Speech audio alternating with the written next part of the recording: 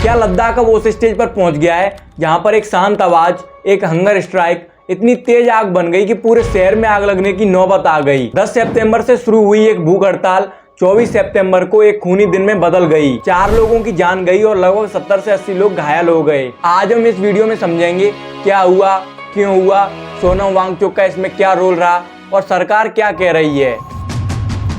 लद्दाख के युवा और कुछ संगठन लंबे समय से मांग कर रहे हैं स्टेटहुड यानी कि राज्य के दर्जे के लिए 6th शेड्यूल के तहत खास संरक्षण, लोकल कोटा, लोकल जॉब्स और इलेक्टेड लोकल गवर्नेंस के लिए। ये मांगे पिछले कई सालों से उठ रही हैं और 2024-25 में इस पर कई चर्चाएं और पदयात्रा भी हुई। इस प्रोटेस्ट के पीछे जो नई ताकत बनी उसमें जेन जी का रोल नजर आया। उन्होंने सोशल मीडिया और कैंपस एक्टिविज्म का इस्तेमाल किया ताकि आवाज दूर तक पहुंच सके। ऑफिशियल रिकॉर्ड के मुताबिक सोनम वांगचुक ने 10 सितंबर 2025 को हंगर स्ट्राइक शुरू किया। वो डिमांड कर रहे थे 6th शेड्यूल और स्टेटहुड के लिए।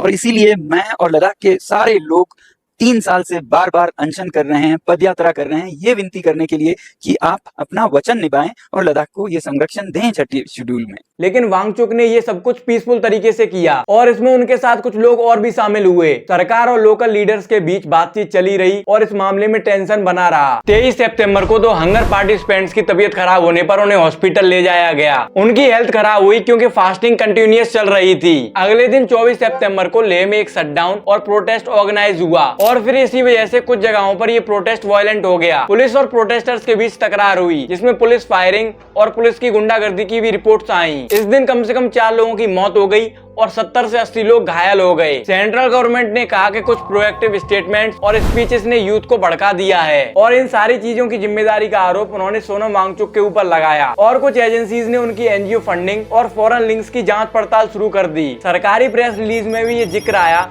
कि सोनम वांगचुक ने हंटर स्ट्राइक के दौरान कुछ ऐसे संदर्भ दिए जिस वजह से सिचुएशन बिगड़ गई है। जबकि वांगचुक ने खुद कहा कि उनका मकसद पीसफुल प्रोटेस्ट था। जब हिंसा भड़की तो उन्होंने फास्ट को रोक दिया और यूथ को शांति बनाए रखने के लिए कहा। प्रोटेस्ट के दौरान कुछ जगहों पर दुकानों और सरकारी इमारतों को नुकसान पहुंचा। एक पॉलिटिकल पार्टी और पुलिस व्हीकल पर आग लगने की तस्वीरें भी सामने आईं। सिक्योरिटी फोर्सेस ने कुछ इलाकों में कर्फ्यू लगाया और प्रोहिबिटरी ऑर्डर्स पास किए गए। सरकार ने अरेस्ट वारंट जारी किया और कुछ लोगों को पकड़ा गया। सरकार का कहना है कि बहुत से लोग ऑर्गेनाइज तरीके से हल्ला और दंगा कर रहे थे। वहीं प्रोटेस्टर्स का कहना है कि पुलिस की कठोर कार्रवाई की वजह से हालात खराब हो गए। इस मामले में 2 मुख्य नैरेटिव्स चल रहे हैं। एक तरफ अथॉरिटीज का कहना है प्रोएक्टिव रिमार्क्स और कुछ लोगों की प्लानिंग ने हिंसा को जन्म दिया और दूसरी तरफ प्रोटेस्टर्स का कहना है कि बहुत सालों से सरकार ने उनकी बातों पर कोई ध्यान नहीं दिया और न ही अभी तक कोई जवाब दिया है। इंडिपेंडेंट मीडिया रिपोर्ट्स ने बताया कि सोशल मीडिया और जेनजी ग्रुपिंग ने इस मूवमेंट को तेज कर दिया। हंगर स्ट्राइक शुरू हुआ 10 सितंबर को।